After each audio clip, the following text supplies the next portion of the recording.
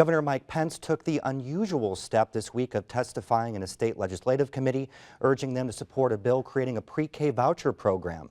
He did so before lawmakers on the Senate Education Committee, the same panel that's raised concerns over the program's cost in the past.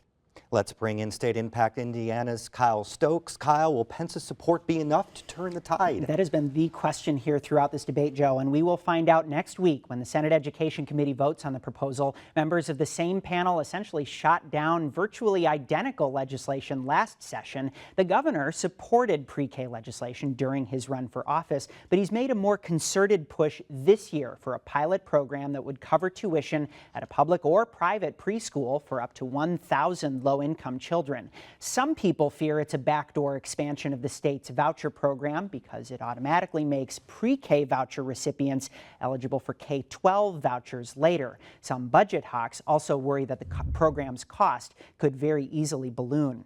It's possible that school districts have delayed or canceled classes on twice as many days as they did last year thanks to an unusually snowy winter. With high-stakes tests coming up in March, state education officials say they're going to let school corporations bend the normal rules a little bit. Instead of making up snow days by adding school days at spring break or before summer vacation, state officials will allow districts to add hours to their school day and count that time towards making up for snow days. So for each 6-hour day lost, a district would have to add, for example, an hour onto 6 separate days. Research is mixed on whether longer school days can make up for lost ones, but State Board of Education members say the extreme weather means state officials have to be flexible.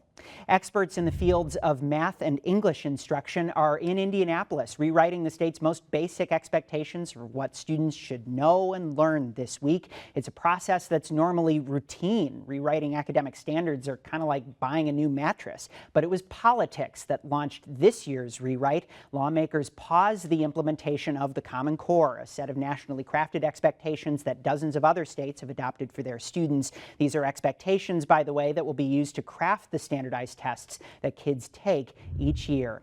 The number of Indiana students taking AP exams has more than doubled in the last decade, but the number of Indiana students passing AP tests is another story. A smaller percentage of Hoosier high schoolers earn scores that are good enough for college credit than test takers nationally. This graphic shows how Indiana's scores stack up with neighboring states, but it doesn't point out, Joe, that higher proportions of Indiana's student population are taking the test than they are across the border in Ohio, Kentucky, Illinois, or Michigan. Thanks, Kyle.